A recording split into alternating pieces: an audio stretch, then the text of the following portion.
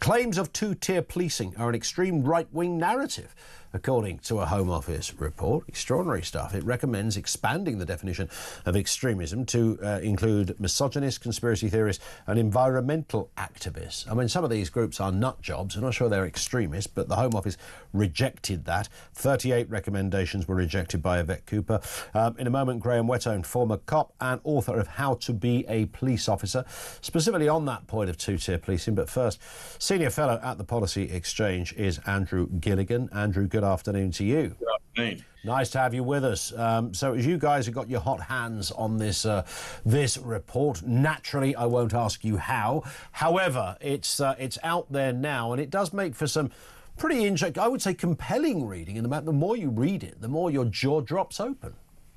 Yeah, it's pretty extraordinary, isn't it? I mean, it downplays and sort of decenters Islamism, which is by far the greatest threat to national security, and instead kind of goes for this massive smorgasbord of things it calls extremism, like, you know, membership of the manosphere, which is a kind of like misogynist organizations online, belief in conspiracy theories, violence against women. You know, some of these things are wrong, clearly, but they're not extremism. And and the risk is that you know, this approach, if it was adopted, could swamp already quite stretched counter-extremism staff, counter-terror police, with thousands of new cases, and that just increases the risk that genuinely dangerous individuals get missed. And obviously it's a serious mistake. It's seriously confused.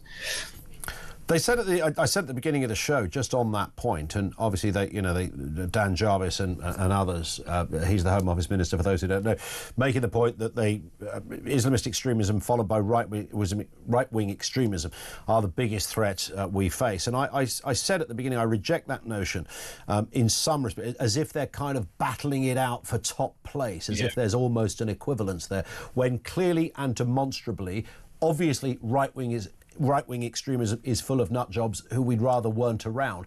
But the idea that they kind of sit side by side is a nonsense. I agree with that. So the numbers are very clear. So there's been 102 deaths caused by terrorism in Great Britain since 1999. And of those, 6 were caused by far-right terrorists and 96 were caused by Islamist terrorists. There's 94% of deaths caused by Islamist terrorists, and injuries as well. 88% of deaths since 1999 caused by Islamist terrorists. And to try and equate the two is wrong. The police spend 80%, counter-terrorism police spend 80% of their time dealing with Islamists and 10% dealing with the far right, 10% with a rag bag of other things. Yeah. I have a feeling that if Keir Starmer or Yvette Cooper were on Family Fortunes, Andrew, they would just simply answer right-wing extremists to every question that was put to them. It does seem to be a bit of a go-to now over there at number 10 and at the Home Office. And they did it again with the two-tier policing. You know, we can all argue about, you know, well, sometimes the police turn up for this, but not for that. And it's not always pretty. But the idea that somehow makes you far right because you have that concern. Again, this is bonkers territory.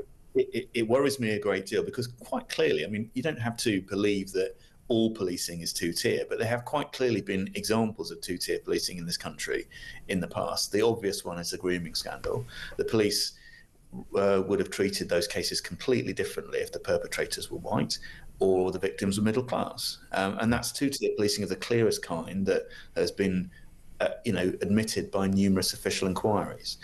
So to say that stating the facts about things like that are right-wing extremists is terribly dangerous. And there's a whole series of other things like that in this review. They talk about rolling back some of the protections that have been put in place against non-crime hate incidents being reported against people. So, these are incidents basically where if you say something that anybody doesn't like, they can go to the police and ask them to register a non-crime hate incident against you. And it's not a criminal record, but it does have real-world effects. The state have no right to be noting and databasing your opinions. Of course. And I didn't realise this until yesterday, but apparently that Amber Rudd, the former Tory Home Secretary, had a non-crime hate incidents recorded against her for a speech she made at Tory party conference because somebody didn't like the speech.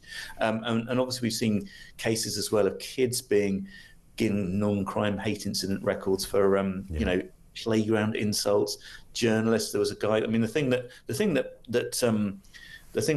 triggered the code of practice, which this document proposes to reverse, was a guy called Harry Miller, who made gender critical tweets, that is, critical tweets of the idea that a man is a woman, and he got a visit from the police, and his name was recorded on a non-crime hate incident database. Took it to court. The Court of Appeal said this is outrageous. It's an interference with his freedom of expression.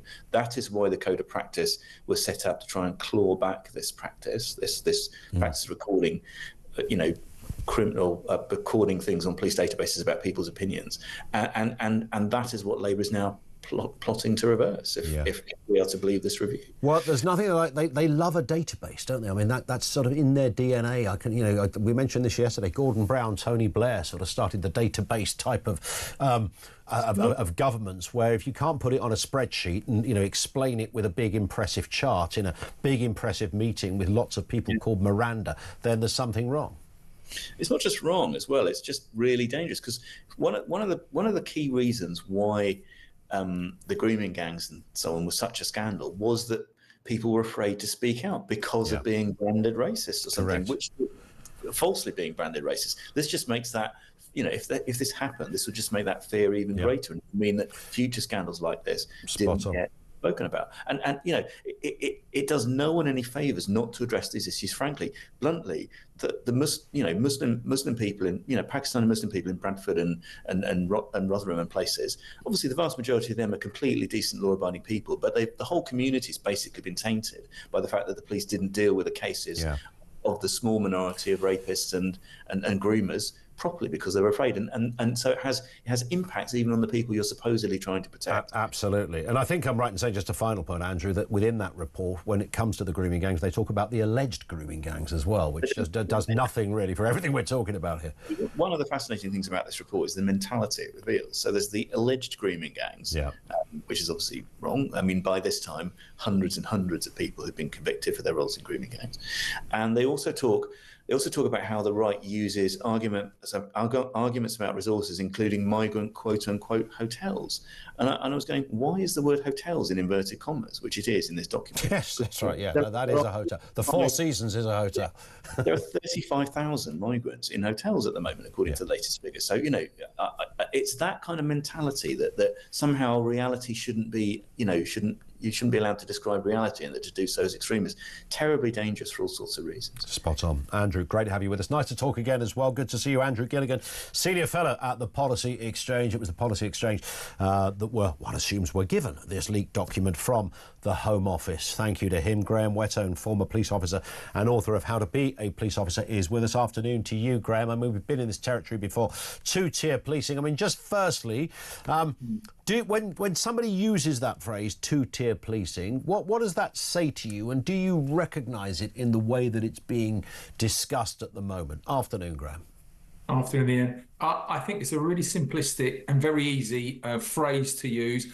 I don't recognise it. I think there's far more tiers or levels in most policing. It's usually used in public order type situations, protest type situations, where there's a perception that the police have reacted differently because of some either favouritism or preference for either a group or an assembly taking place. So I don't recognise it within the public order world. I think there have been some, as your previous speaker, Andrew, just referenced there, some policing cases, investigations that haven't been dealt with as diligently and professionally should do, for whatever reason that was. Whether that is an example of a different approach or different tier in policing, I think it's right to almost like highlight those, but separate the two, differentiate the two. There is no fear or favour in policing when it comes to dealing with groups, as I think this report alludes to. Yeah, so it's operational rather than two-tier. Nobody ever sat there in the meeting you'd have before you go out to police a public order so a protest or whatever, where there might be public order offences. No one ever said, no senior cop ever said to the room, right, okay, if the person looks like this or has this on their head, do not arrest them. That was never said. No, I've sat through loads of those strategy and tactical meetings. It comes down to you react at the time. And I've had challenging policing events that involve a couple of hundred people, and and thousands of people that have been no issue at all. So it isn't even about numbers, and it's not even about the groups. I think you hear allegations of two-tier policing from across the political spectrum. Yeah. So you mentioned in your intro earlier about Black Lives Matter protests, the Palestinian Solidarity Campaign, Extinction Rebellion, JS Just Stop Oil. They all made allegations at some point of a two-tier system. Yeah, that's very true. So if you're getting it from all groups, then you must be doing either you're getting the balance just about right. Even from the right-wing protests that turn up, there's two-tier policing. The police responds on the day to the threat and the risk they either face prior to the event or during the event, and they react accordingly. Yeah.